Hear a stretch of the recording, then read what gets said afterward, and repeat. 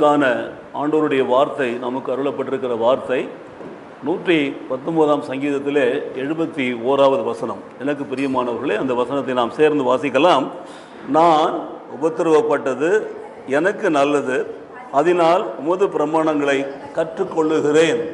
ஆம் பிரியமானவர்களே, வேதத்தை வாசிக்க எத்தனை நாட்கள் வாசித்தாலும், எத்தனை ஆண்டுகள் வாசித்தாலும், எத்தனை நூற்றாண்டுகள் வாசித்தாலும், எத்தனை 1000 ஆண்டு காலம் வாசித்தாலும், நாம் வாசிக்கிற பொழுதெல்லாம் நாம் கற்றுக்கொள்ளுகிறோம். We are learning from the Bible. அதான் மிக முக்கியம். கற்றுக்கொண்டோம், அது முடிந்து போன கதை. கற்றுக்கொள்வோம், அது நடக்க இருக்கிற கதை. ஆனால் கற்றுக்கொள்ளுகிறேன் என்பது தான் நிகழ்கால கதை. நம்முடைய வேதம் நமக்கு நிகழ்காலம். பரிசுத்த வேதாகமும் இன்னும் 2000 வருடம் கழித்து நீங்கள் வாசித்தாலும், உங்களுடைய பிள்ளைகளின் பிள்ளைகள் சந்ததியாய் வருவதெல்லாம் வாசித்தாலும் அந்த வேதத்திலிருந்து அவர்கள் கற்றுக்கொள்ளுகிறார்கள். That is a process, learning process from the Bible. Only by reading the verses we have to learn from it. அதனால் வேதம் என்பது சாதாரண ஒரு விஷயமே கிடையாது. அநேகருக்கு அதனுடைய வலிமை புரிவது கிடையாது. 119ஆம் சங்கீதம் முழுவதும் ஆண்டவருடைய வார்த்தைக்கு மாத்திரம்தான் முக்கியத்துவம் கொடுக்கிறது. 176 வசனங்கள், 22 லெட்டர்ஸ், ஆல்பாபெட்டிக்கல் லெட்டர்ஸ். அந்த மொழியினுடைய, அந்த ஹீப்ரு மொழியினுடைய லெட்டர்ஸ் 22 வசனங்கள், வார்த்தைகள். ஆலிப் என்று ஆரம்பிக்கிறதுலேருந்து முடிகிற வரையில். அப்போது இதை வாசிக்கிறது நமக்கு மிகவும் பெரிய ஒரு மகிழ்ச்சியான ஒரு காரியம். இந்த மாதத்தில் அந்த பகுதியிலிருந்து ஆண்டவர் நமக்கு உணர்த்தியிருக்கிறார். ஆகவே இந்த பகுதியை நாம் எடுத்து உங்களுக்கு நான் பிரித்து சொல்ல நான் பிரியப்படுகிறேன். நான் உபத்திரவப்பட்டது எனக்கு நல்லது. நான் தான் உபத்திரவப்படுகிறேன், நான் பாடுபடுகிறேன், நான் கஷ்டப்படுகிறேன், நான் வேதனைப்படுகிறேன் சொல்லலாம். ஆனால் நம்முடைய ஜனங்கள் எல்லாம் பார்த்தீங்கன்னா, ஜெருசலேம் சுவிசேஷ சபைக்கு வரக்கூடியவங்க ஒருத்தர் கூட ஒரு கஷ்டத்தில் இருக்கிற மாதிரி, வருத்தத்தில் இருக்கிற மாதிரி தெரியவே இல்லை. எல்லா மக்களையும் நான் பார்த்துட்டேன். வரவங்களை அத்தனை பேருடைய முகத்தையும் பார்த்துட்டேன், அவங்களுடைய ட்ரெஸ்ஸும் பார்த்துட்டேன், அவங்களுடைய சந்தோஷத்தையும் சமாதானத்தையும் பார்த்துட்டேன். மிகவும் மகிழ்ச்சியாக இருக்கிறார்கள். கர்த்தர் அவர்களை ஆசீர்வதிக்கிறார். ஆகவே அவர்கள் சொல்கிறாங்க, என்னுடைய வாழ்க்கையில் நான் பாடுபட்டது எனக்கு நல்லது என்று சொல்லுவாங்களா? அப்போது வசனம் சொல்லுகிறது பாருங்கள், நான் உபத்திரவப்பட்டது எனக்கு நல்லது. உபத்திரவம் இல்லாத வேத வாசிப்பும் தியானமும், உபத்திரவம் இல்லாத ஒரு வேதத்தின்படி நடக்கிறதும் கடினமான ஒரு காரியம். ஏனென்றால் உபத்திரவம் நமக்கு எந்தெந்தைக்கும் உண்டு. உலகத்திலே உங்களுக்கு உபத்திரவங்கள் உண்டு, இடம் கொள்ளுங்கள், நான் உலகத்தை ஜெயித்தேன் என்று ஆண்டவர் சொல்லுகிறார். ஆகவே நாம் சந்தோஷமாக இருக்கலாம், நம்மை கர்த்தர் ஆசீர்வதித்திருக்கலாம், கார் பங்களா வீடு வசதியாக இருக்கலாம், எல்லா இடத்துக்கும் சந்தோஷமாக குடும்பமாக போகலாம் வரலாம், எல்லாம் ரொம்ப நல்லது தான். இவைகள் மத்தியில் கூட நம் உள்ளத்தில் இருக்கிற உபத்திரவம் இருக்கிறது அல்லவா? அதைத்தான் இந்த வேதம் நமக்கு உணர்த்துகிறது. நான் உபத்திரவப்பட்டது நல்லது, கஷ்டப்பட்டது நல்லது, பாடுகள் பட்டது நல்லது, வேதனை பட்டது நல்லது. It is only a past tense, நல்லது. ஆனால் அடுத்த பகுதியை வாசிக்கிற பொழுது, அதனால் உமது பிரமாணங்களை நான் கற்றுக்கொள்ளுகிறேன், உம்முடைய கற்பனைகளை கற்றுக்கொள்கிறேன், உம்முடைய கட்டளைகளை கற்றுக்கொள்கிறேன், உம்முடைய வார்த்தைகளை கற்றுக்கொள்கிறேன், உம்முடைய ஆலோசனைகளை கற்றுக்கொள்கிறேன், உம்முடைய போதனைகளை கற்றுக்கொள்கிறேன் என்று சொல்கிறான் பாருங்க. அதுதான் நிகழ்காலம். எனக்கு பிரியமானவர்களே, இன்றைக்கு நாம் ஆண்டவருடைய பிரமாணங்களை கற்றுக்கொள்ள போகிறோம். இந்த 176 வசனத்திலும் ஆண்டவருடைய பிரமாணங்கள் தான் சொல்லப்பட்டிருக்கிறது. அது முதல் வசனத்தை எடுத்து வாசிக்கிற பொழுதே நாம் பார்த்தீங்கன்னா, சங்கீதத்தினுடைய 119ஆம் சங்கீதத்தில் முதல் வசனத்தை வாசிக்கிற பொழுதே நாம் பார்க்கிற காரியம் என்னவென்று சொன்னீங்கன்னா, கர்த்தருடைய வேதத்தின்படி நடக்கிற உத்தம மார்க்கத்தார் பாக்கியவான்கள். Those who live according to the word, they are the blessed people. கர்த்தருடைய வேதத்தின்படி, வேத வார்த்தைகளின்படி, நியமங்களின்படி, கட்டளைகளின்படி நடக்கிறவர்கள் தான் பாக்கியவான்கள் என்று சொல்லி பார்க்கிறோம். ஆகவே முதல் வசனமே அதான் சொல்லுகிறது, ஒவ்வொரு வசனமும் அதான் சொல்லுகிறது, 176 வசனமும் அதான் சொல்லுகிறது. இன்றைக்கு நம்முடைய வாழ்க்கையில் இவைகள் தான் நம்முடைய பிரமாணங்கள்.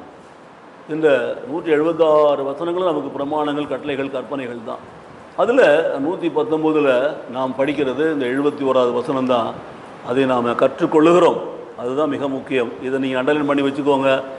இந்த 8 வசனத்தையும் நீங்கள் மனப்பாடமாக சொல்ல முடிந்தால் சொன்னீங்கன்னா ரொம்ப நல்லா இருக்கும். ஏனென்றால் ஒவ்வொரு பகுதியும் நாம் படித்து திரும்ப திரும்ப படித்து திரும்ப திரும்ப படித்து மனதிலே பதிய வைத்துக் கொள்ளுவோம். அதுதான் மனனம் செய்தல். மனப்பாடம் செய்தல். சொல்லி சொல்லி பார்த்து மனப்பாடம் பண்ணுறதை விட திரும்ப திரும்ப வாசித்து, திரும்ப திரும்ப சொல்லி, திரும்ப திரும்ப ஜெபித்து, அவைகளை நம்முடைய உள்ளத்திலே பதிய பண்ணணுமோ என்று சொன்னால் அவைகள் தான் நமக்கு வாழ்வு தரும் வார்த்தை. அதுதான் இந்த வேத வார்த்தை. அதுதான் வாழ வைக்கும் வார்த்தை, நம்மை நடத்துகிற வார்த்தை, நடக்க வேண்டிய வார்த்தை, நடந்த வார்த்தை, எல்லாம் இந்த வேத வார்த்தைகள் தான். இவைகளின்படி தான் நாம் நடக்க வேண்டும். எனக்கு பிரியமான சகோதர சகோதரிகளே, நம்முடைய வாழ்க்கையில் இந்த வேத வார்த்தை தான் நமக்கு எல்லாமா இருக்கிறது. இந்த வேத வார்த்தையினுடைய மகிமையை 72வது வசனத்தில் நீங்கள் வாசிக்கிற பொழுது, அநேகமாயிரம் பொன் வெள்ளியை பார்க்கலும் நீர் விளம்பின வேதமே எனக்கு நலம் என்று சொல்லுகிறான். தேவன் விளம்பின வேதம், தேவன் வாய் திறந்து பேசுனது தான் இந்த வேதம்.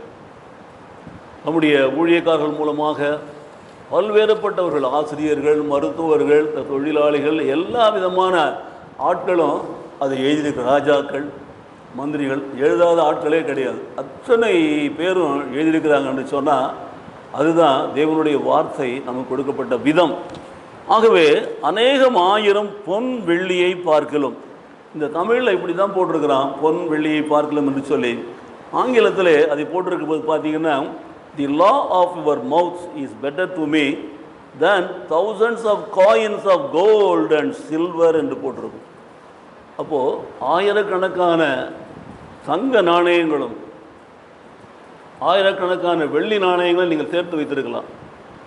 அவைகளை சேர்த்து வைத்திருக்கலாம். அவைகள் எல்லாமே இன்றைக்கு ஒரு கிராம் நீங்கள் ஒரு வேளை ஒரு 2000 ரூபாய்க்கு வாங்கியிருந்தீங்கன்னா இன்றைக்கி 15,000 ரூபா விற்கிறது. பரவாயில்ல, இன்னும் போகிற லெவலில் 25,000 கூட விற்கும். அதை பற்றி ஒன்றும் பிரச்சனையே கிடையாது. அதனால் ஒரு பிரயோஜனமும் கிடையாது. அது வச்சுருக்கிறதுனால நம்ம பெருமையாக நினச்சிக்கலாம், பணம் வச்சுருக்கிறோம், நம்மக்கிட்ட காசு இருக்குது, நம்மக்கிட்ட கேஷ் இருக்குது, எல்லாத்தையும் விட்டுட்டு தான் போக போகிறோம், ஒன்றும் எடுத்துகிட்டு போக போகிறதில்ல. சரி, இவர் இவ்வளோ கஷ்டப்பட்டு சேர்த்தார, இந்த ஒரு 1000 நாணயத்தையும் கொண்டு ஒரு மேலே போட்டு புதைக்க போகிறோம். ஒரே ஒரு காசை விட மாட்டானுங்க. அது எங்கே இருக்குன்னு பார்த்து கட் பண்ணி எடுத்துருவானுங்க. அருணா கையில் இருந்தாலும் சரி, வேறு எங்கே இருந்தாலும் சரி, ஒரு சின்ன காயினை கூட விட மாட்டாங்க. நல்லா கவனிச்சிங்கன்னா.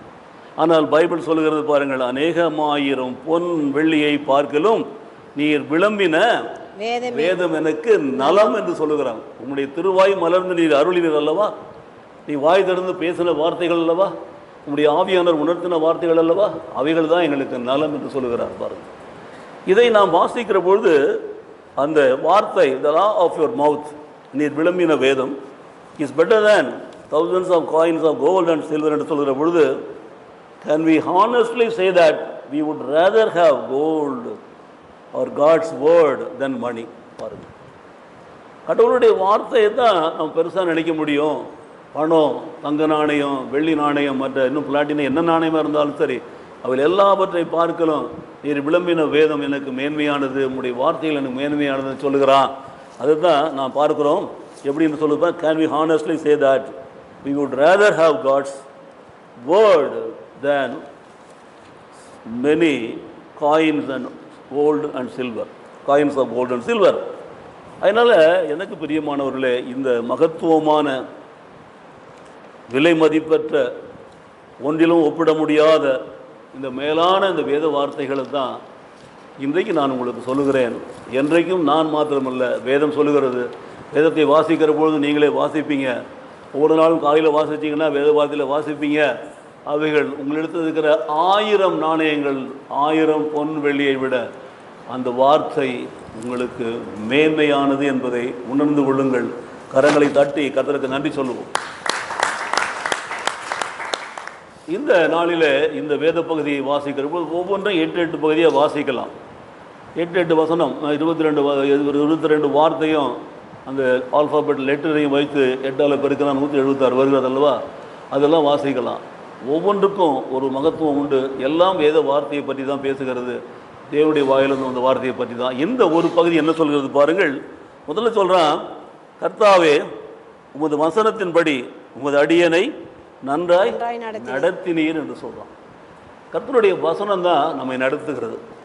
நம்மை நடத்தும் வேத வார்த்தை, நம்மை நடத்துகிற வேத வார்த்தை, நம்மை நடத்த போகிற வேத வார்த்தை, நமக்கு என்றென்றுமாய் வேத வார்த்தை தான். உமது வசனத்தின்படி நீர் என்னை நன்றாய் நடத்தினீர் என்று சொல்கிறான். அவனுடைய வார்த்தைகளை கவனிங்க. 8 வார்த்தைகளிலும் ஒன்றோடு ஒன்று ஒத்து போகுமா? கஷ்டம்தான். ஒன்று, நீர் என்னை நடத்தினீர் என்று சொல்லுவான். 2வது, நீர் எனக்கு போதியம் என்று சொல்லுவான். பாருங்கள். ஸோ வசனத்தை நீங்கள் பார்க்கிற பொழுது உமது வசனத்தின்படி அடியனை நன்றாய் நடத்தினீர் என்று சொல்கிறான். கர்த்தர் தான் நம்மை நடத்துகிறார். கர்த்தர் நம்மை நடத்துகிறார், நித்தமும் நடத்துகிறார். மகா வறட்சியான காலங்களிலே நம்மை திருப்தியாக்குகிறார். நம்முடைய வாயின் வார்த்தைகளை கர்த்தர் ஆசீர்வதித்து தருகிறார். கர்த்தர் என்னை நித்தமும் நடத்தி மகா வறட்சியான காலை ஆத்மாவை திருப்தியாக்கி என் நெல்லுங்களை நிலமுள்ளதாக மாற்றுகிறார். நான் நீர் பாய்ச்சலான தோட்டத்தை போலவும் வற்றாத நீரூற்றை போலவும் இருப்பேன் என்று சொல்லுகிறான் பாருங்கள். அவர் நம்மை நடத்துகிற பொழுது அப்படித்தான் நமக்கு இருக்கும். கர்த்தர் நம்மை நடத்துவாராக. இன்றைக்கு நீர் நடத்தினீர் என்று சொல்லுகிறான் என்று சொன்னால், உமது வசனத்தின்படி தான் உமது அடியனாகிய என்னை நன்றாய் நடத்தியிருக்கிறீர். நல்ல முறையில் நடத்தியிருக்கிறீர். கரம் பிடித்து நடத்தியிருக்கிறீர். காலமெல்லாம் வழித்துணையாய் வந்திருக்கிறீர். என் காலில் கல்லில் மோதாதபடி என்னை காக்கும்படி உங்களுடைய வசனங்கள் என்னை தாங்கி நடத்தும்படி வந்திருக்கிறீர். வசனமாய் எனக்கு வந்திருக்கிறீர். உங்களுடைய வசனம் என் கால்களுக்கு தீபம், எனக்கு பாதைக்கு வெளிச்சம். உமது வசனம் எனக்கு அரண், எனக்கு கோட்டை. உமது வசனம் தான் எனக்கு எல்லாமா இருக்கிறது பாருங்கள். ஸோ ஆதியிலே தேவன் வானத்தின் பூமியும் சிருஷ்டித்தார் என்று ஆரம்பிக்கிற அந்த வசனத்திலிருந்து கடைசியில் முடிகிற வரைக்கும் அமேன்னு சொல்கிற வரைக்கும் நீங்கள் பார்த்தீங்கன்னா எல்லாமே தேவ வசனம் தான். அதன்படியாய் அவர் ஒவ்வொரு காலத்திலும் நம்மை நடத்தி கொண்டே வருகிறார். என்னுடைய வாழ்க்கையில் கூட குழந்தையாக நான் பிறந்தப்போ எப்படி இருந்திருப்பேன், குழந்தையாக வளர்கிறப்போ எப்படி இருந்திருப்பேன், இன்னும் கொஞ்சம் வளர்கிறப்போ பள்ளிக்கூடத்தில் படிக்கிறப்போ 5வது வரைக்கும் படிச்சுட்டு நான் 6வது வேறு ஒரு ஊரில் படிக்கும் பொழுது இப்போல்லாம் பிள்ளைகளெல்லாம் அப்படியே கையிலே பிடிச்சிங்கன்னா, ஐயோ பிள்ளை விட்டுறாதீங்க, அப்படியே பார்த்துக்கோங்க அப்படின்னு சொல்லிட்டு பதமாக பார்ப்பாங்க. ஆட்டோவில் உட்கார வச்சு, நிற்க வச்சு, ஏற வச்சு, இறங்க வச்சுலாம். நான் படிக்கிற பொழுதுலாம் அந்த மாதிரிலாம் கிடையாது. என்னுடைய 6வது வகுப்பில் என்னை இங்கேருந்து நான் இருக்கிற இடத்துலேருந்து ஒரு 200 மைல் தூரத்தில் என்னை அனுப்பிச்சாங்க. அப்போது அந்த இடத்துல தான் போய் நான் படித்தேன். எதுக்கு சொல்ல வரேன்னு சொன்னால், 5ல் தனிமையை நான் உணர்ந்தேன். தனிமையை உணர்கிறது 5 வயதிலே உணர்ந்தேன். நான் 5வது வருஷம் 10வது வயதில் உணர்ந்தேன் என்று பார்த்தால் கர்த்தர் நம்மை நடத்துகிறார். அந்த ஆண்டவர் மேலே ஒரு பற்றுதலை என்னுடைய குடும்பத்தார் ஏற்படுத்தியிருந்தாங்க. அது ஒன்று தான். ஆலயத்தில் மணி அடிச்சிடுச்சுன்னா நான் ஆலயத்துக்கு முன்னாடி தான் விளையாண்டு கொண்டிருப்பேன். ஒருவேளை ட்ரௌசர் போட்டிருக்கலாம், ஒருவேளை வேறு ஏதாவது பண்ணியிருக்கலாம். முழு ஆடை இருக்காது உடம்புல. ஆடிக்கொண்டே இருக்கிறவன் மணி அடித்த உடனே நேராக கடன்னு அந்த கோயிலுக்கு பின்னால் இருக்கிற கிணற்கடியில் போய் தண்ணியை எடுத்து கை காலெலாம் முகம்லாம் கழுவிக்கிட்டு அந்த கட்டில் துணியோடே போயிட்டு ஆலயத்தில் உட்காந்துருவேன். நான் அப்படிப்பட்ட ஒரு விசுவாசத்தில் நான் வளர்ந்ததுனால தான் அந்த வசனம் என்னை வாழ வைத்தது இந்த நாள் வரையில். அப்போது எனக்கு எதுக்கு சொல்ல வரேன்னு சொல்லி சொன்னால், நம்மை நடத்துகிறவர் ஒவ்வொரு காலத்திலும் நமக்கு ஏற்ற வண்ணமாக நமக்கு என்னென்ன காரியங்கள் செய்ய வேண்டுமோ, அதை எங்கெங்கே நடத்த வேண்டுமோ அப்படி நடத்தி கொண்டு வருவார். அதுதான் விசுவாசிக்க வேண்டிய ஒரு காரியம். அப்போது அந்த நாட்களில் நாம் படிக்கிற பொழுது பைபிள் தெரியாது, யாரையும் நமக்கு கொடுத்ததே கிடையாது, பார்த்தது கூட கிடையாது. நாமெல்லாம் பார்க்கவே இல்லை. 1962 நான் நிலத்தை பார்த்தேன், ஒன்றுமே பார்க்கல. 62 தான் எனக்கு 10வது வயசில் நான் பார்க்குற பொழுது பார்த்தீங்கன்னா 10 வயது நடந்து வீட்டில் இருக்கிற அப்பா அம்மா எல்லாரையும் விட்டு, சொந்த பந்தங்கள்லாம் விட்டுட்டு தூரமாய் போய் 1 வருடம் படித்தேன். நான் 6வது தனிமையை உணர்ந்தேன், தேவனுடைய பிரசன்னத்தை உணர்ந்தேன். தனிமை எனக்கு தேவனுக்குள்ளே நடத்தினது. அப்போது என்ன ஜெபிக்க தெரியுமோ என்னமோ படுக்கிறதுக்கு முன்னாடி இப்படி போட்டுக்கிட்டு படுக்க ஜெபம் பண்ண கற்றுக் கொடுத்தார். காலையில் எழுந்த உடனே இப்படி போட்டு ஜெபிக்க கற்றுக் கொடுத்தார் ஆண்டவர். ஜெபத்தோடு தொடங்கிய வாழ்க்கை அப்பொழுது ஜெபத்தோடு முடிந்தது. எனக்கு தெரியுமா, இந்த வசனத்தின்படி அடியேனை நீ நடத்தினீர். நடத்துகிற விதம் தான் வேற, இடம் வேற, காலம் வேற, ஆனால் நடத்துகிறவர் அவர் தான், தேவன் தான் நடத்துகிறார். அதை விசுவாசிக்கணும். நம்முடைய வாழ்க்கையில் அவர் நம்மை நடத்துகிறார் என்று விசுவாசிக்கிறோமா? நாம் தான் ரொம்ப ஜாக்கிரதையாக எல்லாத்தையும் கணக்கு பண்ணி செலவு பண்ணி மிச்சம் பண்ணி எல்லாம் பண்ணின்னு இருப்போம். எல்லாம் சொல்றையில் சேர்த்து அதெல்லாம் போட்டு. நம்மை நடத்துகிறவர் நம்மோடு கூட இருந்து நடத்தினா தான் நமக்கு எல்லாம் மிச்சமாக இருக்கும், மீதமாக இருக்கும் பாருங்கள். ஆனாலும் கூட நமக்கு அது தேவை, அதை நாம் உணர வேண்டும். ஸோ முதலாவது நீங்கள் கற்றுக்கொள்ள வேண்டிய ஒரு காரியம், இந்த நாள் வரை, உங்களுடைய இந்த வயது வரை கர்த்தர் உங்களை நித்தமும் நடத்தியிருக்கிறார் என்று நீங்கள் விசுவாசிக்கிறீங்களா? எல்லாரும் விசுவாசிக்கிறீங்களா? எப்போ விசுவாசிக்க ஆரம்பிச்சிங்க கர்த்தர் தான் நடத்துகிறாருன்னு சொல்லிட்டு? அதை சொல்லுங்க. ஏனென்றால் அதுதான் மிக முக்கியம். எப்போ உணர்ந்தீங்க, எந்த வயசில் உணர்ந்தீங்க யோசித்து பாருங்கள். கர்த்தரனை நடத்துகிறார் என்று எந்த வயதில் உணர்ந்தீர்களோ அதுதான் மிக முக்கியம். அந்த நாளிலிருந்து தான் நாம் பேச முடியும். அப்போது நீ என்னை நன்றாய் நடத்தினீர் என்று சொல்லி சங்கீதக்காரன் முதல்ல சொல்லிட்டான். எடுத்த உடனே சொல்கிறான், நீங்கள் தான் என்னை நடத்துனீங்க, நல்லா நடத்துனீங்க, வசனத்தின்படி நடத்துனீங்க என்று சொல்லி ஒப்புக் கொடுக்குறோம். நம்முடைய வாழ்க்கையில் கூட ஒருவேளை இன்றைக்கு நடத்தலாம், நேற்று நடத்திருக்கலாம், நாளைக்கு நடத்தலாம். ஆனால் நாம் என்றைக்கு ஆண்டவரே நீர் தான் எனக்கு எல்லாமா இருக்கிறீர், நீரே என்னை கரம்பிடிக்கிறீர், நடத்துகிறீர் என்று நீங்கள் சொன்னீங்கன்னா அதுதான் உங்கள் வாழ்க்கையிலே ஆரம்பம். கர்த்தர் உங்களை நடத்துகிறார் என்று சொல்லி, கர்த்தர் உங்களை நித்தமும் நடத்துகிறார், ஒவ்வொரு நாளும் நடத்துகிறார். நடத்துகிற தேவன், அவர் நடத்துகிறார் என்பதை உணர்ந்து கொள்ளுங்கள். 2வது வசனத்துக்கு போன கவனிங்க, 66வது வசனம். உத்தம நிதானிப்பையும் அறிவையும் எனக்கு போதியும். நல்ல கவனிங்க, உத்தம நிதானிப்பையும் அறிவையும் எனக்கு போதித்தருளும். உம்முடைய கற்பனைகளின் மேலே நான் என்னவா இருக்கிறேன்? விசுவாசமாக இருக்கிறேன். நல்ல கவனிங்க, ஆண்டவருடைய வார்த்தைகளை வாசிக்கிறோம், கட்டளைகளை கேட்கிறோம், ஏற்றுக்கொள்கிறோம் என்று சொன்னால் அதன் மேலே விசுவாசமாக இருக்க வேண்டும்.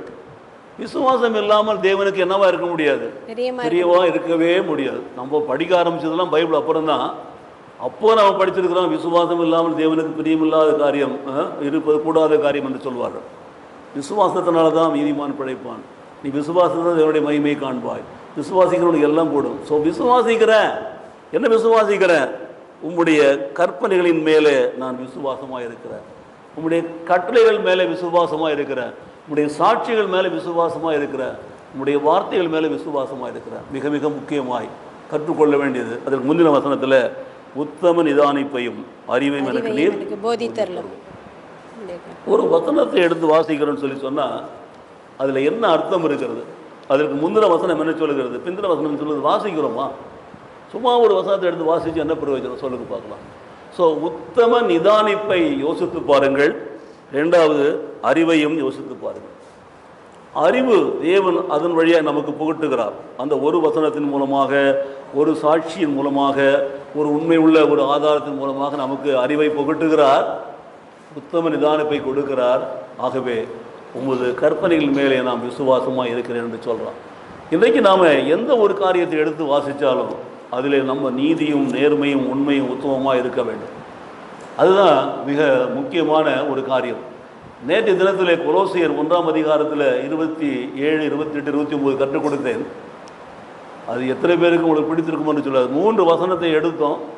முதல் வசனத்துக்கு ஒரு 9 ரெஃபரன்ஸஸும், 2வது வசனத்துக்கு 9 ரெஃபரன்ஸ், 3வது ரெஃபரன்ஸுக்கு 5 ரெஃபரன்ஸ், 24 துணை வசனங்களும் இதை இல்லாமல் அங்கங்கே சொல்லக்கூடிய வசனங்களும் சேர்த்து சொல்லி மொத்தம் முடிப்பதற்கு எவ்வளோ நேரம் ஆச்சுன்னு எனக்கு தெரியாது. கரண்ட்டு போயிடுச்சு, வசனம் போச்சு, எல்லாம் போச்சு. பதிலை கேட்டால் நான் செக் பண்ணி சொல்கிறேன்னு சொன்னார். அவ்வளோதான். என்னை பொறுத்தவரையில் எது எப்படி போனாலும் நான் சொல்லியிருக்கிறது எனக்கு தெரியும். 1 மணி நேரம் நான் பேசியிருக்கிறேன். எனக்கு பிரியமானவர்களே, அதை கவனிக்கிற பொழுது அந்த 28வது வசனத்தை வாசிங்கன்னா எந்த மனுஷனையும் என்று எழுதப்பட்டிருக்கு. அதுதான் தேவனுடைய ஊழியக்காரனுடைய வேலை. எந்த ஒரு மனுஷனையும் நம்ம நிதானித்து அறிவை போதித்து சொல்ல வேண்டும். அந்த மனுஷன் தகுந்தவனாய் வளர வேண்டும். அதை எடுத்து நீங்கள் வாசித்தீங்கன்னா, எடுத்து வாசியுங்கள். 1ஆம் அதிகாரத்தில் கொலோசியர் 1:28 வாசியுங்கள். எடுக்கிறது கஷ்டமாக, பைபிளை திறந்து வச்சுக்கோங்க கையில். டக்கு டக்குன்னு வாசிச்சாதான் எல்லா ஸ்பீடும் போயிடுச்சு. யாரு எந்த மனுஷனையும் கிறிஸ்து இயேசுவுக்குள் தேறினவனாக நிறுத்தும்படிக்கு அவரையே நாங்கள் அறிவித்து எந்த மனுஷனுக்கும் புத்தி சொல்லி எல்லா ஞானத்தோடும் உபதேசம் பண்ணுகிறோம். இல்ல 28 மட்டும் எனக்கு திருப்பி வாசிங்க. எந்த மனுஷனையும் கிறிஸ்து இயேசுவுக்குள் தேறினவனாக நிறுத்தும்படிக்கு அவரையே நாங்கள் அறிவித்து, இயேசுவையே உங்களுக்கு அறிவித்து எந்த மனுஷனுக்கும் புத்தி சொல்லி எந்த மனுஷனுக்கும் எல்லா ஞானத்தோடும் உபதேசம் பண்ணுகிறோம். பாத்தீங்களா? இதுதான் பவுல் எழுதியிருக்கிறார், உபதேசம் பண்ணுகிறோம் என்று சொல்லி. நீங்கள் நானும் பண்ண வேண்டியது அதுதான். ஆனால் எந்த மனுஷனா இருந்தாலும் who ever may be, அவனை கிறிஸ்து இயேசுவுக்குள் தேறினவனாக நிறுத்த வேண்டும். நிறுத்தும்படிக்காக அவரையே இயேசுவையே அறிவித்து எந்த மனுஷனுக்கும் புத்தி சொல்லி, அவரை பற்றி சொல்லி, எந்த மனுஷனுக்கும் எல்லா ஞானத்தோடும் உபவாசம் பண்ணணும் சொல்லப்பட்டிருக்கிறது. கற்பனையின்படி நாம் விசுவாசமாக இருக்கிறோமா? யோசித்து பாருங்கள். 3வது 67வது வசனத்தை வாசிகள். நான் உபத்திரப்படுவதற்கு முன் வழி தப்பி நடந்தேன், இப்பொழுதோ உம்முடைய வார்த்தையை காத்து நடக்கிறேன். நல்ல கவனிங்க. நான் உபத்திரவப்படுவதற்கு முன் வழி தப்பி நடந்தேன் என்று சொல்கிறான். இப்போ உபத்திரவம் வருகிறது, நான் உபத்திரவப்பட்டது நல்லது என கண்டேன் என்று சொல்கிறான். ஆனால் இந்த 67வது வசனத்தை சொல்கிறான், நான் உபத்திரவப்படுவதற்கு முன் நான் வழி தப்பி நடந்தேன். அப்போது ஒரு மனுஷனை சரியான பாதையில் நடத்துறது என்ன தெரியுமா? உபத்திரவம் தான். உபத்திரவமும் பாடுகளும் தான் நம்மை சரியான வழியிலே நடத்துகிறது. அப்போது உபத்திரவப்படுவதற்கு முன்பு நாம் சரியான வழியில் நடக்கலை. நமக்கு உபத்திரவம் வருவதற்கான காரணம் நம்ம இஷ்டப்படி வாழ்ந்தோம். இன்றைக்கு எல்லா இடங்களையும் பார்க்கலாம், இஷ்டப்படி நடக்கிறவர்களை பார்க்கலாம். குடிக்கிறவங்க, வெறிக்கிறவங்க, இன்னும் என்னென்ன பண்ண முடியுமோ எல்லாம் பண்ணுறவங்கலாம் பார்த்தீங்கன்னா அவங்க இஷ்டப்படி தான் வாழ்வாங்க, இஷ்டப்படி தான் செய்வாங்க. அவங்களால ஒரு லாபமும் கிடையாது பாருங்கள். அதுதான் சொல்கிறான், நான் உபத்திரவப்படுவதற்கு முன் வழி தப்பி நடந்தேன். நானும் வழி தப்பி தான் நடந்தேன். ஏன்? அந்த உபத்திரவம் என்னை திருத்தவே இல்லை. நல்லா கவனிச்சுக்கோங்க. பாடு இருக்குது, கஷ்டம் இருக்குது, உபத்திரவம் இருக்குது. நான் அதே நேரத்தில் என்னுடைய உலக பிரகாரமான சல்லாபங்களெல்லாம் அனுபவிச்சிக்கின்னு, குடிச்சிக்கின்னு, வெறிச்சிக்கின்னு, சினிமாவுக்கு போயின்னு, பீச்சுக்கு போயின்னு, அங்கே போயின்னு, தெரு சுற்றிக்கின்னு, ரோடி மாதிரி வந்துட்டு இருந்தேன்னா வழி தப்பி நடக்கிறோம், சரியான வழியில் நடக்கலை. நம்முடைய பாதை சரியில்லை. நல்லா கவனிச்சுக்கோங்க. இப்பொழுதோ, அப்போது நான் திருந்திருக்கிறேன் என்ற அர்த்தம். இப்பொழுதோ உம்முடைய வார்த்தையை நான் என்ன பண்ணுறேன்? காத்து நடக்கிறேன். வசனத்தை காத்து நடந்தால் அது சரியான பாதை. வசனத்தின்படி நடக்கலையா அது உபத்திரவத்துக்கு முன்னாடி உள்ள ஒரு பகுதி. நான் உபத்திரப்படுவதற்கு முன்பாக வழி தப்பி நடக்கிறேன். வழி தப்பி நடக்கிறது தான். வழி தப்பி நடப்பது சத்தியத்தின்படி நடக்கிறது கிடையாது, வசனத்தின்படி நடக்கிறது கிடையாது, கர்த்தருடைய வார்த்தையின்படி நடக்கிறதே கிடையாது. அவன் இஷ்டப்படி நடக்கிறான், அவன் இஷ்டப்படி போகிறான், இஷ்டப்படி வருகிறான். அப்போது உபத்திரவப்படுவதற்கு முன் வழி தப்பி நடந்தேன், ஆனால் இப்பொழுதோ இப்படி வசனத்தை நான் என்ன பண்ணுறேன்? காத்து நடக்கிறேன். காத்து நடக்கிறது தான் மிக முக்கியம். இப்படி வசனத்தின்படி நடக்கிறது. அந்த வசனத்தை பற்றி கொள்ளணும், அதை பிடித்து கொள்ளணும். அதுதான் நம்முடைய வழிகாட்டுதல், அதுதான் நமக்கு போதிக்கிறது, அதுதான் நம்மை நடத்துகிறது. அதன்படி நாம் நடந்தால் சத்தியத்தின் பாதையில் நாம் நித்தமும் நடப்போம். கர்த்தர் நம்மை ஆசீர்வதிப்பார். அல்லேலூயா. ஆகவே உபத்திரவம் இல்லைன்னு சொல்லலை, உபத்திரவம் இருக்கிறது. ஆனால் அந்த உபத்திரவம் நம்முடைய வாழ்க்கையை திசை திருப்ப வேண்டும். ஒரு டர்னிங் பாயிண்ட் என்று சொல்லுவார்கள், ஒரு திருப்பு முனை என்று சொல்லுவார்கள். பார்த்தீங்கன்னா அதுதான் உபத்திரவப்படுவதற்கு முன் உள்ள நிலைமையும் உபத்திரவப்பட்ட பிற்பாடு நாம் இருக்கிற நிலைமையும் ஒரு மனம் திரும்புகிற ஒரு பாயிண்ட்டு தான், டர்னிங் பாயிண்ட் தான் அது. இப்பொழுதோ உம்முடைய வார்த்தையை நான் காத்து நடக்கிறேன் என்று சொல்லுகிறான். நாம் காத்து நடக்க வேண்டும். கர்த்தருடைய வசனத்தின்படி, உம்முடைய வசனத்தின்படி நான் காத்து நடக்க வேண்டும். உம்முடைய வசனம் தான் எனக்கு எல்லாமா இருக்கிறது என்று சொல்லுகிறான் பாருங்கள். ஆகவே இந்த 3 வசனங்களை நாம் தியானித்திருக்கிறோம். முதல்ல, நீர் என்னை நன்றாய் நடத்தினீர் என்று சொல்கிறான். 2வது, உத்தம நிதானிப்பையும் அறிவையும் எனக்கு போதிக்கிறீர். அதோடு மாத்திரமில்லாமல் உங்களுடைய கற்பனையின்படி நான் விசுவாசமாக இருக்கிறேன். 2வது. 3வது சொல்கிறான், உபத்திரவப்படுவதற்கு முன் வழி தப்பி நடந்தேன், இப்பொழுதோ நான் உங்களுடைய கற்பனைகளின்படி நான் என்ன பண்ணுறேன்? நடக்கிறேன் என்று சொல்கிறான். எனக்கு பிரியமானவர்களே, இந்த 3 வசனங்களையும் குறித்து வைத்துக் கொள்ளுங்கள். அதுதான் நமக்கு வழிகாட்டுதலாக இருக்கும். அந்த வசனங்களை வாசித்து நாம் தியானிக்கிற பொழுது கர்த்தர் நம்மை ஆசீர்வதிப்பார். இப்போது 68வது வசனத்தை வாசியுங்கள் சத்தமாக, பொறுமையாக. தேவரீர் நல்லவரும் நன்மை செய்கிறவருமா இருக்கிறீர், உமது பிரமாணங்களை எனக்கு போதியும். இப்போது இந்த சங்கீதக்காரனை நல்லா கவனிச்சிங்கன்னா ஒவ்வொரு முறையும் ஒரு மாதிரி பேசலாம் பாருங்கள். முதல்ல என்னை நன்றாக நடத்தின்னு சொல்கிறான். 2வது, நான் விசுவாசமாக இருக்கிறேன்னு சொல்கிறான். 3வது, அதன்படி காத்து நடக்கிறேன்னு சொல்கிறான். இப்போ 4வது சொல்கிறான் பாருங்கள், ரொம்ப அருமையாக சொல்கிறான். தேவரீர் நல்லவரும் நன்மை செய்கிறவருமா இருக்கிறீர், உமது பிரமாணங்களை எனக்கு போதியும் என்று சொல்கிறான். Teach me your commandments, teach me your statutes, teach me your laws. கற்றுத்தாரம், எனக்கு போதிங்கிறான். இங்கே போதித்தருளும் என்று சொல்கிறான் 66ல். 68ல் சொல்கிறான், எனக்கு நீர் போதியும் என்று சொல்கிறான். ஸோ நமக்கு போதிக்கிறவர் தான் ஆண்டவராக இயேசு கிறிஸ்து, நம்முடைய போதகர் தான் அவர். அப்போது போதித்து கொண்டே இருக்கிறார். ஒவ்வொரு நாளும் நமக்கு போதிக்கிறார், தினம் தினம் போதிக்கிறார். என்றைக்கோ ஒரு இடத்துல எங்கேயோ போய் கேட்ட ஒரு சத்தியத்தை நாம் பிடித்து கொண்டு, அன்றைக்கு பெற்றுக்கொண்ட ஒரு அபிஷேகத்தை பற்றி கொண்டு, அன்றைக்கு பேசினா அதே அந்நிய பாஷையை கக்கரா போக்கரான்னு இன்றைக்கும் பேசி கொண்டு திருந்தோம் என்று சொன்னால் நம்மிடத்தில் தினம் தேவன் போதிக்கவே இல்லை. ஆண்டவருடைய பாதத்தில் உட்கார்ந்து கற்றுக்கொள்ளவே இல்லை. நாம் என்ன பண்ணோம்? ஒரு வசனத்தை படித்த உடனே நம்ம எல்லாத்தையும் முடிச்சிட்டோம், பைபிளை நினச்சி நடந்துக்கிட்டு இருந்தோம்னா ஞானமே கிடையாது. நானும் இன்றைக்கும் சொல்கிறேன், இப்போது இதுவும் இன்னைக்கு காலையில் உட்காந்து படிச்சுட்டு தான் இருந்தேன். அந்த 8 வசனத்தை திருப்பி எதுக்கு நான் படிக்கிறேன் ஏனென்றால் இவைகளெல்லாம் நம்ம மறந்துடுது. இப்போது of late after reaching so much years என்ன ஆகுது, நம்ம மறக்குது. ஆனாலும் கூட கர்த்தருக்கென்று நாம் வாழ்கிற பொழுது அவருடைய வசனம் நம்மை வாழ வைக்கிறது. நல்ல கவனிங்க. இப்போ அவன் சொல்கிறான், நல்லவரும் நன்மை செய்கிறவருமா இருக்கிறீர். ஆண்டவரை பற்றி சொல்லிட்டான், உமது பிரமாணங்களை எனக்கு போதின். இங்கே என்ன சொல்கிறான், உமது கற்பனையை விசுவாசமாக இருக்கிறேன் என்று சொல்கிறான். எனக்கு பிரியமானவர்களே, அவர் தான் நமக்கு போதிக்கிறவர். ஹீ இஸ் அவர் டீச்சர், ஹீ இஸ் அவர் ப்ரீச்சர், ஹீ இஸ் எவ்ரிதிங். எல்லாம் நமக்கு அவர் தான். நேற்று சொன்னேன், எபேசியர் 4:13 5 வகை ஊழியங்கள், அதுவும் அவர் தான். அந்த 5 வகை ஊழியங்களுக்கான மூலதனமும் அவர் தான், முதலாளியும் அவர் தான், கொடுக்குறவர் அவர் தான், பிரித்து கொடுக்குறவர் அவர் தான், ஒருத்தவங்கள்ட்டே கொடுக்குறது அவர் தான். பார்த்தீங்களா? இதெல்லாம் நீங்கள் யோசித்து பார்த்தீங்கன்னா, எனக்கு போதியும் உம்முடைய பிரமாணங்களை, உம்முடைய கற்பனைகளை, உம்முடைய கட்டளைகளை, உம்முடைய சத்தியங்களை எனக்கு போதியும்.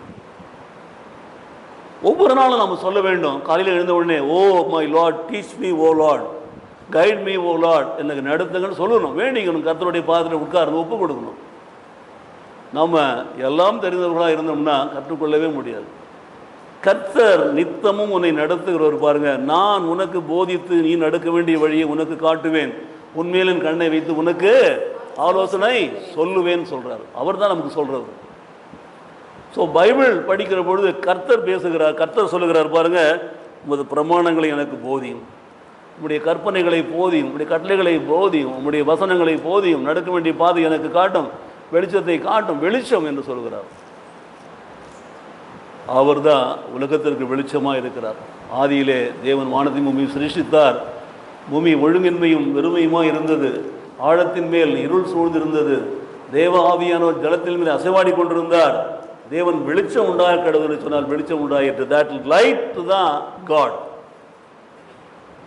வெளிச்சம் உண்டாக கடவுள் ஒரு வார்த்தை சொல்லுகிறது. வார்த்தையான இயேசு கிறிஸ்து அங்கே வார்த்தையானவராய் வருகிறார். வெளிச்சம் உண்டாயிற்று. வெளிச்சம், இந்த வெளிச்சத்தை தான் இருளில் நடக்கிற ஜனங்கள் பெரிய வெளிச்சத்தை கண்டார்கள். மரண இருளின் தேசத்தில் குடியிருக்கிறவர்கள் மேலே வெளிச்சம் பிரகாசித்தது என்று ஏசாயா 9ஆம் அதிகாரத்தில் 2ஆம் வசனத்தில் வாசிக்கிறோம். இதே வெளிச்சத்தை தான் ஆண்டவர் சொல்கிறாரு. மறுபடியும் இயேசு ஜனங்களை நோக்கி, நான் உலகத்திற்கு வெளிச்சமாக இருக்கிறேன், என்னை பின்பற்றுகிறவன் இருளில் நடவாமல் ஜீவ ஒளியை அடைந்திருப்பான். யோவான் 8ஆம் அதிகாரத்தில். எனக்கு பிரியமானவர்களே, அந்த ஒளி தாங்க ஆண்டவர், அந்த வெளிச்சம் தான் ஆண்டவர். எனக்கு போதியும் என்று சொல்கிறார். அந்த வெளிச்சத்தின் கட்டளைகளை எனக்கு தாரும், பிரமாணங்கள் வெளிச்சத்தின் கற்பனைகளை எனக்கு தாரும். அதுதான் மிக முக்கியம். இப்போது 69வது வசனத்துக்கு போகலாம். அகங்காரிகள் எனக்கு விரோதமாய் பொய்களை பிணைக்கிறார்கள், நானும் முழு இருதயத்தோடும் உம்முடைய கட்டளைகளை கை கொள்ளுவேன். நானும் முழு இருதயத்தோடும் உம்முடைய கட்டளைகளை கை கொள்ளுவேன். அகங்காரிகள் என்ன பண்ணுறாங்களா, எனக்கு விரோதமாக அவர்கள் பொய்களை என்ன பண்ணுறாங்க, பிணைக்கிறார்கள். இன்றைக்கு சர்வசாதாரணமாக பொய் பேசுகிற கிறிஸ்தவங்களை நான் நிறைய பார்த்துருக்குறேன். அவங்க சொல்லுவாங்க, நம்ம சமயத்துக்கு அந்த மாதிரி ஞானமாக நடக்கணும், அதுக்காக நாங்கள் பொய் பேசுகிறோன்னு சொல்லுவாங்க. நான் என்ன சொல்கிறேன், நீங்கள் பொய் பேசி தான் நீங்கள் சமயத்துக்கு ஏற்ற மாதிரி நடக்கணுமா? பொய் பேசாமல் நடக்க முடியாதா? நான் கேட்குறேன். அந்த பொய் பேசுவதனால யாருக்கு என்ன லாபம்? நீங்கள் ஒரு பொய் சொல்லிட்டு போயிடுவீங்க, நான் அந்த பொய்யை வச்சுன்னு ஆராய்ச்சி பண்ணிகிட்டே இருப்பேன். இந்த பொய் யாரை பற்றி எப்போ எதுக்கு சொன்னாங்க என்று சொல்லி ஆராய்ச்சி பண்ணுகிற பொழுது அதை குறித்தான நிறைய தகவல் வெளியில் வரும். பாருங்க, சர்வசாதாரணமாக ஒரு பொய் சொல்லிட்டு நீங்கள் சமாளிச்சுட்டு போயிடுவீங்க. அதுதான் உங்களுக்கு வாழ்க்கையை நீங்கள் நினைக்கிறீங்க. அதுதான் சொல்லப்பட்டிருக்கிறது. அகங்காரிகள் எனக்கு விரோதமாக பொய்யை என்ன பண்ணுறாங்க, பிணைக்கிறார்கள். ஒரு பொய் ஏன் நம்ம சொல்கிறோம், தப்பித்துக் கொள்வதற்கு தான். அப்போது ஒரு காரியத்திலிருந்து தப்பித்துக் கொள்வதற்கு நம்ம ஒரு பொய் சொல்கிறோம் என்று சொன்னால் அது தேவனுக்கு பிரியமான காரியமே கிடையாது. உள்ளதை உள்ளதென்றும் இல்லாததை இல்லை என்றும் சொல்லுங்கன்னு தான் சொல்லி பைபிள் நமக்கு கற்றுக் கொடுத்துருக்கிறது. ஆனால் நம்ம சர்வசாதாரணமாக நேரத்துக்கு ஏற்ற மாதிரி, சூழ்நிலைக்கு ஏற்ற மாதிரி நாம் பொய்களை அள்ளி கொட்டி கொண்டே போய் கொண்டிருக்கிறோம். பொய் என்பது நம்ம உடலில் பிறந்தது, தானாகவே வந்து கொண்டே இருக்கும். நேரத்துக்கு அந்த மாதிரி, சூழ்நிலைக்கு அந்த மாதிரி பொய் சொல்லிகிட்டே போயிட்டு இருப்போம். அது நம்மை காப்பாற்றாது. அகங்காரிகள் தான் பொய்யை படைக்கிறார்கள். அவர்கள்தான் பொய்யை பேசுகிறார்கள். நானோ என்று சொல்லுகிறான், நான் அப்படி கிடையாது. முழு இருதயத்தோடு உம்முடைய கட்டளைகளை என்ன பண்ணுறேன், நான் கை கொள்ளுவேன் என்று சொல்லுகிறான். எனக்கு பிரியமானவர்களே, இந்த நாளில் இந்த கற்பனைகளை குறித்து நீங்கள் பார்க்கிற பொழுது அவருடைய வார்த்தைகளை பாருங்க. முதல்ல பிரமாணங்களைங்கிறான், இப்போ கட்டளைகளைங்கிறான். இந்த பிரமாணங்கள் என்றால் என்ன, கட்டளைகள் என்றால் என்ன, ஒன்னொன்று நீங்கள் யோசித்து பார்த்தீங்கன்னா எல்லாமே ஒன்று தான், தேவனுடைய வார்த்தை தான். அப்போது பிரமாணங்கள், கற்பனைகள், கட்டளைகள் கீழ்ப்படிய வேண்டியவை, கடைபிடிக்க வேண்டியவை என்று பார்க்கிற பொழுது அவைகளை நாம் கை கொள்ளுவோம். அப்படி கை கொள்கிற பொழுது அங்கே பொய் பேசுவதற்கான வாய்ப்பே கிடையாது. அங்கெல்லாம் பொய் பேசவே முடியாது. ஏன் பொய் பேச முடியாதுன்னு சொன்னால், உண்மையை நாம் பேசுகிறோம், அதற்கு பொய் தேவையே இல்லை. அது பிணைக்கிறது, இணைக்கிறது, அது போய் சேர்க்கிறது. ஒன்றை இல்லாததை இருக்கிறது போல சொல்லுகிறது, இருக்கிறத இல்லாதது போல சொல்லுகிறது, அது பிணைக்கிறது. ஆனால் உண்மை பேசினால் பிணைப்பே தேவையில்லை. உண்மைதான் உள்ளது, உள்ளபடியே நாம் பேசுகிறோம். ஆனால் பல முறை நான் இந்த பொய்யை பேசாதீங்கன்னு சொல்லிட்டு, இந்த ஜெருசலேம் சுவிசேஷ சபையில் மாத்திரம் இல்லை, எங்கள் ஆஃபீஸில் என்னுடைய வேலை செஞ்சவங்க எல்லாரும் மத்தியும் சொல்லிட்டேன். அது ரொம்ப பழம் கதையாகிடுச்சு. நானே ஓய்வு பெற்று 13 வருஷம் ஆகிடுச்சு. எத்தனை வருஷம் ஆகிடுச்சு? 13 இயர்ஸ். நினச்சி பார்க்கவே முடியல. ஓய்வு பெற்று 13 வருஷம் ஆகிடுச்சு எனக்கு. ஆனாலும் அந்த பொய் என்பது பிணைக்கப்படுவது ஒன்று, அது உண்மைக்கு விரோதமானது, அது கர்த்தருக்கு அருவருப்பானது. அவர் பொய்யை வெறுக்கிறார் என்பதை நாம் பார்க்கிறோம். ஆகவே நம்முடைய கட்டளைகளை நாம் கை கொண்டவர்களாக இருக்க வேண்டும். நம்முடைய வாழ்க்கையில் பிரமாணங்களை நாம் எனக்கு போதின்னு சொல்லலாம், கட்டளைகளை கை கொள்ளுவேன்னு சொல்லலாம், மாறி மாறி பேசலாம். இப்பொழுதோ உம்முடைய கற்பனைகளின் வார்த்தையை நான் காத்துக்கொண்டு நடக்கிறேன் என்று சொல்லலாம். எல்லாமே முடிக்கிற விதத்தை பார்த்தீங்கன்னா அப்படி தான் இருக்கும். இப்போது 69 படிச்சுட்டோம். 70வது வசனத்தை வாசிங்க. அவர்கள் இருதயம் நினந்துண்ணி கொழுத்திருக்கிறது. நல்லா கவனிங்க. நினந்துண்ணி கொழுத்திருக்கிறது. நானும் உம்முடைய வேதத்தில் மகிழ்ச்சியா இருக்கிறேன். மன மகிழ்ச்சியா இருக்கிறேன். பார்த்தீங்களா? இன்றைக்கு 2 காரியத்தையும் ஒப்பிட்டு பார்க்கணும். என்னுடைய இருதயம் நினம் துள்ளி கொழுத்திருக்கிறது. அதுதான் கொழுப்பு. உடம்புல அதிகமாக ஜாஸ்தி ஆகிடுது கொழுப்பு. இந்த கொழுப்பு தான் ரிமூவ் பண்ணுன்னு சொல்லுவாங்க. டாக்டர் சொல்லுவாங்க வேணாம், அது உங்களுக்கு தொந்தரவு பண்ணணுன்னா விட்டு வைங்க, கடைசியில் பார்த்துக்கலாம்பாங்க. அது அப்படியே அமுங்கிடும் அப்புறமா. ஆனால் அந்த கொழுப்பு என்று நீங்கள் பார்க்குற பொழுது பார்த்தீங்கன்னா, அது நம்முடைய இருதயத்தை நினம் துள்ளி கொழுப்பாக மாற்றுகிறது. இருதயத்திற்கு கொழுப்பு கேடானது, விரோதமானது. கொழுப்பு சேரவே கூடாது. ஹார்ட்டை பற்றி நீங்கள் நிறையா ஆராய்ச்சிலாம் பண்ணினாலும் எண்ணெயை நீங்கள் குறைக்கலைன்னா அந்த எண்ணெய் தான் உங்களுக்கு கொழுப்பாக மாறுகிறது. நிறைய எண்ணெய் ஊற்றி சாப்பிட்றதுனால ஒரு பிரயோஜனம் கிடையாது. நிறைய இடங்களில் பார்ப்பேன், சாம்பாரில் அப்படியே எண்ணெய் ஓடும். அதுக்கு நிறைய எண்ணெயை ஊற்றுவாங்க. 7 லிட்டரு 10 லிட்டர் தான் ஊற்றுறாங்க. இங்கே இருக்கிறது 10 பேர் கூட உட்காந்துருக்கிறது இல்லை. 10 ஆம்பளைங்க 20 பொம்பளைங்க தான் உட்காந்துக்கிறாங்க. அங்கே கேட்டிங்கன்னா 7 லிட்டர் 10 லிட்டர் 15 லிட்டர் தான். அது எங்கே போகும், எங்கே பேக் ஆகும்னு தெரியாது. கர்த்தர் தான் அறிவார் எல்லாத்தையுமே. அதெல்லாம் பற்றியுமே இவைகளெல்லாம் நம்ம வீட்டில் சமைக்கும் போது நம்ம கற்றுக்கொள்ளலாம். இவ்வளோ போட்டால் இவ்வளோ போதும்னு நமக்கு தெரியும். ஆனால் நிறைய போட்டால் தான் நல்லதுன்னு நினைக்கிறோம். நிறைய போடுறதுனால நம்ம பாதுகாக்க முடியல. காரணம் என்னவென்று சொன்னால் அதுதான் நமக்கு கேடு உண்டாக்குகிறதா இருக்கிறது. பாருங்கள், எனக்கு பிரியமானவர்களே, அதிகமான இருதயத்தை பாழாக்குகிற அந்த கொழுப்பை we have to avoid. இது சரீர பிரகாரமான ஃபிசிக்கல் கொழுப்பு பற்றி நான் பேசிட்டு இருக்கிறேன். ஆனால் ஆவிக்குரிய கொழுப்பு ஒன்று வருவென்று சொன்னால் அதை நாம் தவிர்க்க வேண்டும். அதைத்தான் அவன் சொல்கிறான், நானும் உம்முடைய வேதத்தில் மன மகிழ்ச்சியாய் இருக்கிறேன் என்று சொல்கிறான். இந்த கொழுப்பு ஹார்ட்டில் போய் டிஸ்டர்ப் பண்ணாத வரைக்கும் நம்ம ஹாப்பியாக இருப்போம். we will be happy. நான் மன மகிழ்ச்சியாக இருக்கிறேன். ஆனால் இந்த கொழுப்பு ஜாஸ்தியாக போய் இருதயத்தில் கலந்துருச்சுன்னா, ஹார்ட்டில் போய் அது சேர்ந்துருச்சுன்னா என்ன வரும் பாருங்கள். என்னென்னமோ வியாதிகள்லாம் வருகிறது. அதில் தான் நாம் சிக்கி தவிக்கிறோம், வெளியில் வர முடியாமல் இருக்கிறோம் பாருங்கள். ஸோ நம்முடைய வாழ்க்கையில் நீங்கள் சரீர பிரகாரமாக பார்த்தீங்கன்னா ஆயில், எண்ணெய், டால்டா, நெய்யெல்லாம் குறைக்கலாம். ஆவிக்குரிய காரியத்தில் இந்த ஆயில், எண்ணெய், நெய், டால்டாலாம் கர்த்தருக்கு விரோதமான காரியங்களை தான் நீங்கள் மனதில் போட்டிட்டு கொள்ளணும். அவைகளை குறைத்தால் நீங்கள் மன மகிழ்ச்சியாக இருப்பீர்கள். அந்த மன மகிழ்ச்சியாய் நீங்கள் இருக்கிறது தான் கர்த்தருக்கு பிரியமான ஒரு காரியமாக இருக்கிறது. உம்முடைய வேதத்தில் நான் மனமகிழ்ச்சியாக இருக்கிறேன். நானோ இந்த 8 வசனத்தில் நீங்கள் பார்த்தீங்கன்னா நானோ நானோ நானோ என்று சொல்லி போட்டிருக்கிறது பார்த்தீங்கன்னா இப்படி தான் போட்டிருப்பான். நானோ உங்களுடைய வேதத்தில் பிரியமாக இருக்கிறேன், உங்களுடைய வசனத்திலே பிரியமாக இருக்கிறேன், உங்களுடைய வார்த்தையிலே பிரியமாக இருக்கிறேன், இதை சொல்லிக்கிட்டே இருக்கலாம். ஸோ மன மகிழ்ச்சியாக இருக்கிறோம் என்று சொன்னால், மன ரம்மியமாய் வாழ கற்றுக்கிறோம் என்று சொன்னால், இருதயம் கொழுப்புங்கிற நினந்துள்ளியாக இருக்கக்கூடாது. நம்முடைய வாழ்க்கையில் அதிகமாக நம்ம இந்த எண்ணெய் பொருட்களையும் கொழுப்பு பொருட்களையும் சாப்பிடுற பொழுது மதம் இருப்போம். அதுதான் நமக்கு ஹார்ட்டில் ப்ராப்ளத்தை கொண்டு வந்து ஹார்ட் அட்டாக் கொண்டு வருகிறது. இரத்த ஓட்டத்தை சரிப்படுத்த முடியாமல் நாம் தவிக்கிறதை பார்க்கிறோம். ஆனால் நம்முடைய வேதத்தில் நான் மன மகிழ்ச்சியாக இருக்கிறேன் என்று சொல்கிறான். நாம் மன மகிழ்ச்சியாக இருக்கிறோமா? நல்ல கவனிங்க. ஒவ்வொரு வசனத்தையும் பார்த்துனே வாங்க. கட்டளைகளே நான் பிரியமாக இருக்கிறேனா, கை கொள்கிறேனா, வேதத்தில் மன மகிழ்ச்சியாக இருக்கிறேன் என்று பாருங்கள். 71வது வசனத்துக்கு போகலாம். இதுதான் நம்முடைய வாக்குத்தத்த வசனம். உமக்கு நான் உபத்திரவப்பட்டது எனக்கு நல்லது, அதனால் உமது பிரமாணங்களை கற்றுக்கொள்கிறேன். இப்போ பாருங்க, நான் உபத்திரவப்பட்டது நல்லது. ஒரு வசனத்துக்கு இன்னொரு வசனத்துக்கு தொடர்பு இல்லாத மாதிரியே இருக்கும். நான் உபத்திரவப்பட்டது நல்லது. நான் உபத்திரப்படுவதற்கு முன்புன்னு நம்ம 67 வாசித்தோம். ஆனால் இப்போது 71 சொல்கிறோம், நான் உபத்திரவப்பட்டது எனக்கு நல்லது. நான் பட்டுட்டேன், நான் அனுபவிச்சுட்டேன், அனுபவிச்சுட்டேன். நிறைய உபத்திரவங்கள் எனக்கு வந்துடுச்சு.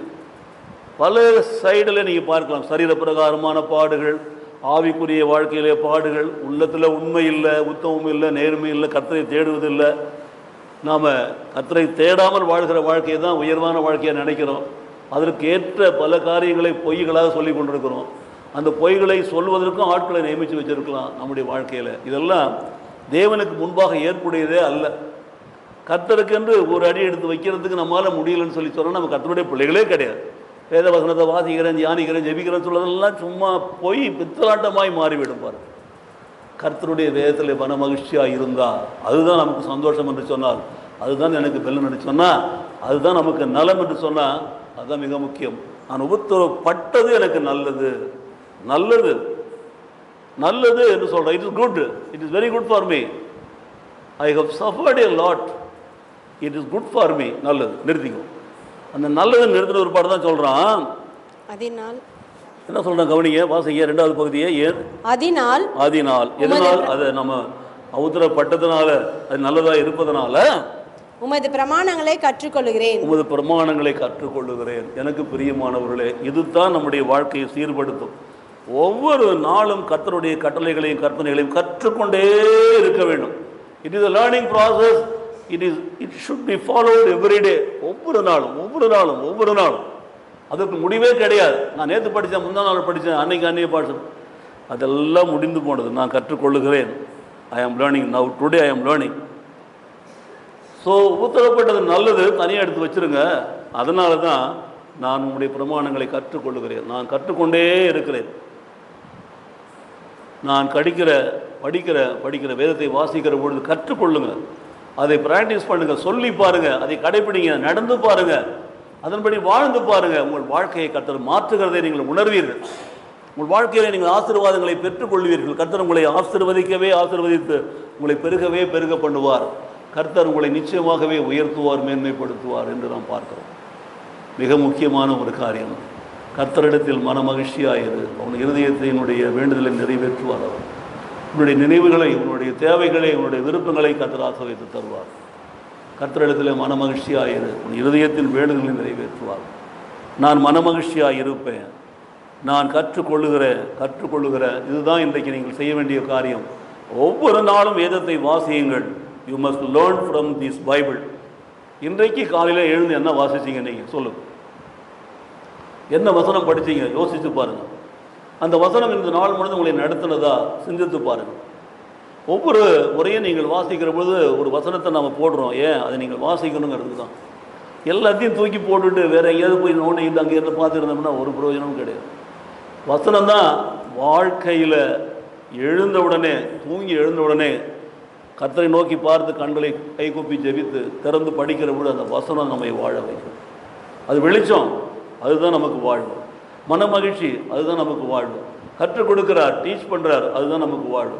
நாம் அதில் பிரியமாக இருக்கிறேன், அதுதான் நமக்கு வாழ்வு. யோசித்து பாருங்கள். இதுவரையில் நான் உபத்திரவப்பட்டது நல்லது. Let us forget about it. அதனால தான் I am learning how to live, what to live, when to live, where to live. இதெல்லாம் நான் படிக்கிறோம். இதுதான் நான் கற்றுக்கொள்கிறேன். கற்றுக்கொண்டீங்களா? நீங்கள் காலையில் கற்றுக்கொண்டீங்களா? காலையில் கர்த்தர் உங்களுக்கு பாடம் சொல்லி கொடுத்தாரா? நீங்கள் வேத வார்த்தைகளை ஆராய்ந்து பார்த்தீர்களா? யோசித்து பாருங்கள். கடைசியான வசனத்தில் போகிறேன். இப்போ தான் பிரசங்கத்தை ஆரம்பிக்க போகிறேன். அநேகமாயிரம் பொன் வெள்ளியை பார்க்கலும் நீர் விளம்பின வேதம் எனக்கு நல்லது நலம். இவர் விளம்பின வேதம் உங்களுக்கும் எனக்கும் நலமாக இருக்கிறதா? யோசித்து பாருங்கள். அந்த வசனம் நமக்கு நலமாக இருந்தால் நீங்களும் நானும் ஆசீர்வதிக்கப்பட்டவர்கள். விசுவாசிக்கிறீங்களா? இப்போ ஆதியாகமம் 14ஆம் அதிகாரம் எடுங்க.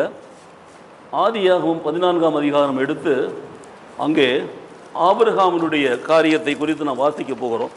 மிக முக்கியமான ஒரு காரியம். அங்கே 17வது வசனத்திலிருந்து 24வது வசனத்தை வாசிங்க.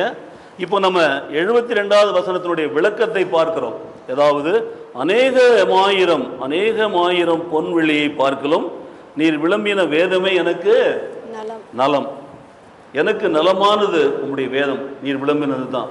அது எல்லாவற்றையும் பொன்னை காட்டிலும் வெள்ளியை காட்டிலும் எல்லாத்தையும் தங்கத்தை பவுன காசை பணம் எல்லாத்தை விட மேன்மையானது சொல்லிட்டான். அப்போது அது என்ன என்று பார்க்க போகிறோம். அதைத்தான் நாம் பார்க்கிறோம். எடுத்து வாசியுங்கள். 17 முதல் 24 வசனங்களை ஒருத்தர் வாசிக்க பார்க்கலாம். அவன் ஆபிரகாமை குறித்த ஒரு வசனம். அது ஆதியாகமம் 14ஆம் அதிகாரம். சரி.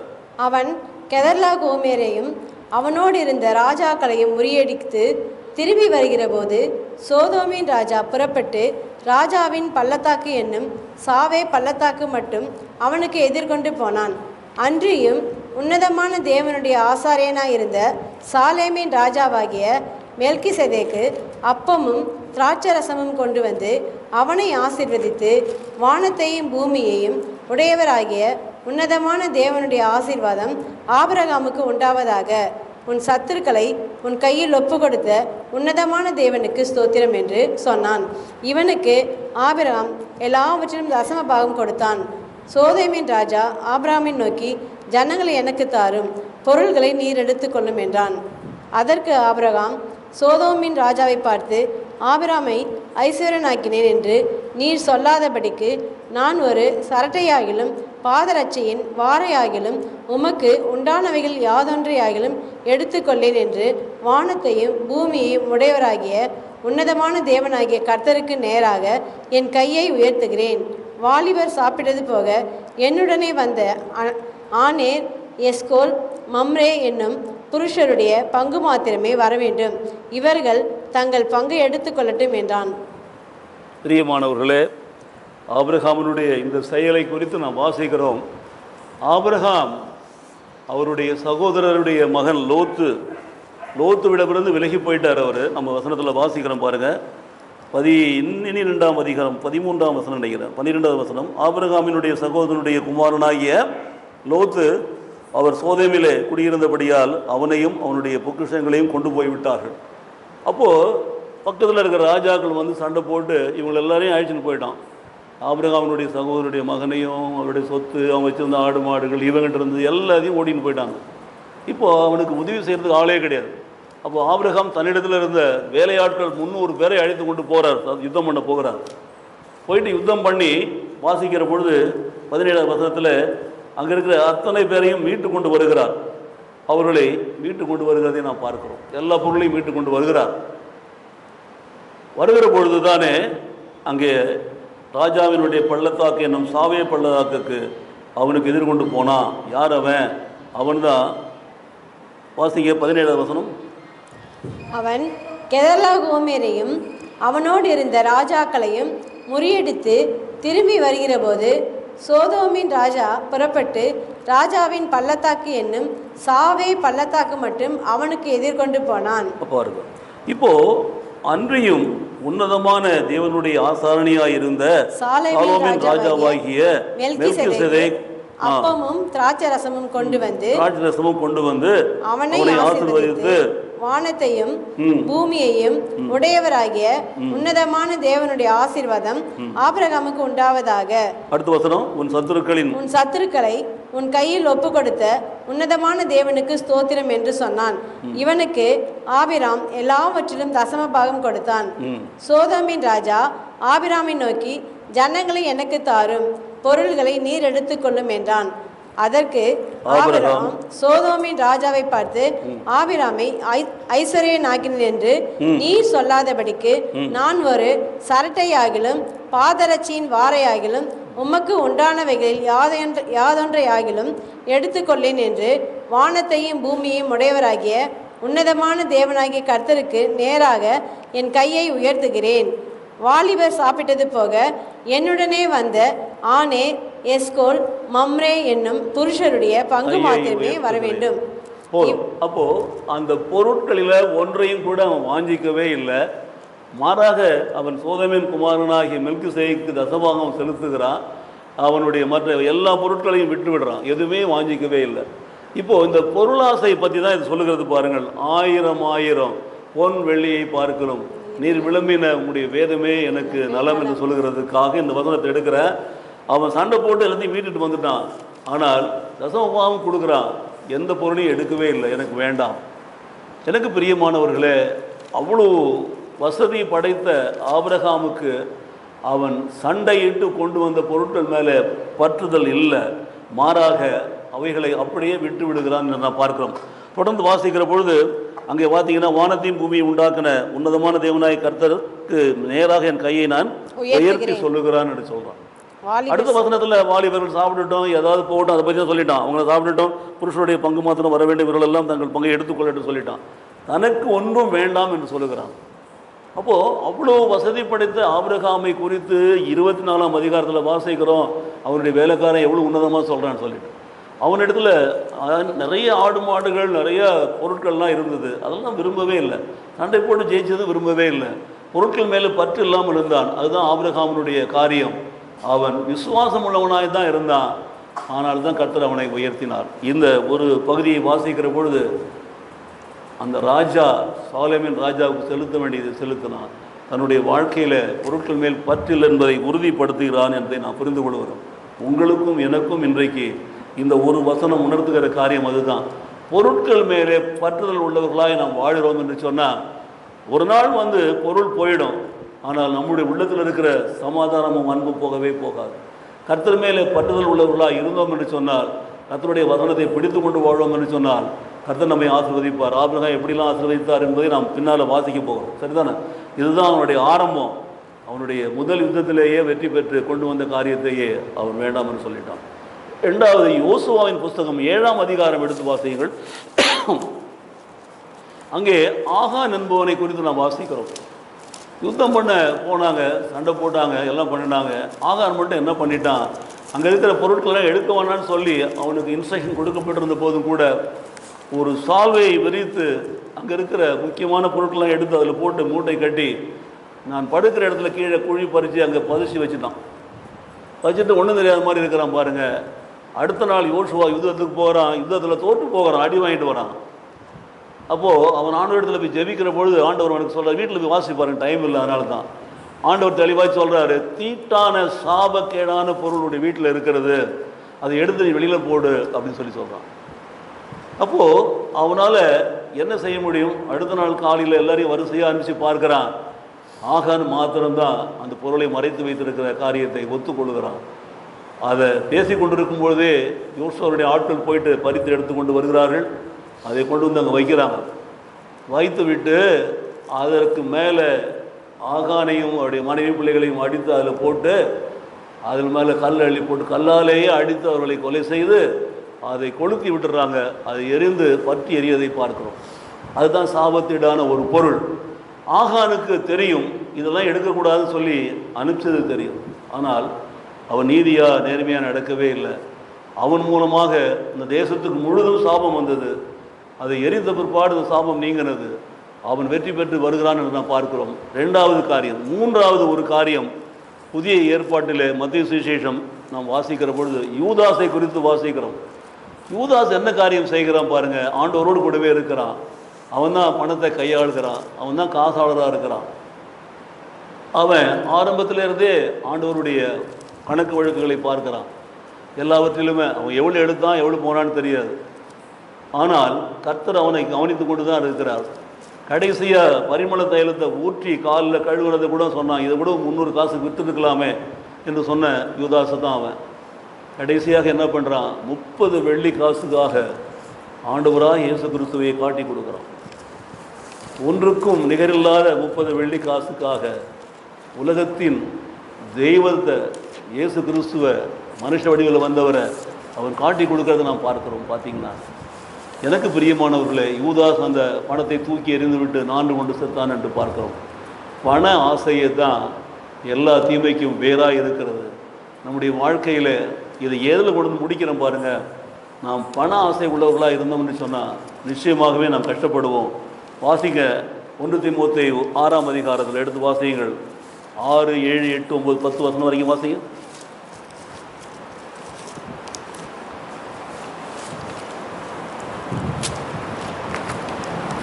போதும் என்கிற மனதுடனே கூடிய தேவ பக்தியே மிகுந்த ஆதாயம். உலகத்திலே நாம் ஒன்றும் கொண்டு வந்ததும் இல்லை, இதிலிருந்து நாம் ஒன்றும் கொண்டு போவதும் இல்லை என்பது நிச்சயம். உண்ணவும் உடுக்கவும் நமக்கு உண்டாயிருந்தால் அது போதும் என்றிருக்க கடவோம். ஐஸ்வர்யம் வாங்க விரும்புகிறவர்கள் சோதனையிலும் கண்ணியிலும் மனுஷரை கேட்டிலும் அழிவிலும் அமிழ்த்துகிற மதிகேடும் சேதமுமான பலவித இச்சைகளிலும் விழுகிறார்கள். பண ஆசை எல்லா தீமைக்கும் வேறாயிருக்கிறது. சிலர் அதை இச்சித்து விசுவாசத்தை விட்டு வழுவி அநேக வேதனைகளாலே தங்களை உருவ குத்தி கொண்டு இருக்கிறார்கள். பண ஆசையே எல்லா தீமைக்கும் வேறாயிருக்கிறது. வசனம் சொல்லுகிறது, அநேகமாயிரம் பொன் வெள்ளியை பார்க்கலும் நீர் விளம்பின வேதமே எனக்கு நலம். இன்றைக்கு தேவனுடைய வேதம் உங்களுக்கு வேண்டுமா? பண ஆசை உள்ளவர்களாக இருக்கிறீங்களா? ஆபிரகாமை போல எனக்கு ஒன்றும் வேண்டாம் என்று விட்டு விலக்கி ஒதுக்கி விடுவதாக இருக்கிறீர்களா? ஆகானை போல கட்டி மூட்டை கட்டி வீட்டுக்குள்ளாக புதைத்து வைத்திருக்கிறீர்களா? அல்லது யூதாசை போல 30 வெள்ளி காசுக்கு ஆசைப்பட்டு உலகத்தினுடைய இரட்சகரை காட்டி கொடுக்குறீங்களா? யோசித்து பாருங்கள், நல்ல சிந்தித்து பாருங்கள். அதனால தான் வசனம் சொல்லுகிறது, அநேகமாயிரம் பொன் வெள்ளியை பார்க்கிறேன் விளம்பின வேதமே எனக்கு நலம் என்று சொல்லி. வேதம் வேண்டுமா? இன்றைக்கு உலக பிரகாரமான வாழ்க்கையில் வரக்கூடிய செல்வம், பணம், ஐஸ்வர்யம் அதுதான் முக்கியம் என்று நினைக்கிறீர்களா? அதற்கு ஈடாக வேதத்தை கொண்டு வந்து நிறுத்த முடியுமா உங்களால்? வேதம் தான் முக்கியம் என்று சொல்லி வசனம் தெளிவாய் சொல்லுகிறது பாருங்கள். நீர் விளம்பின வேதம் தான் எனக்கு மன மகிழ்ச்சி. எல்லாத்தையும் வாசித்து பாருங்கள்.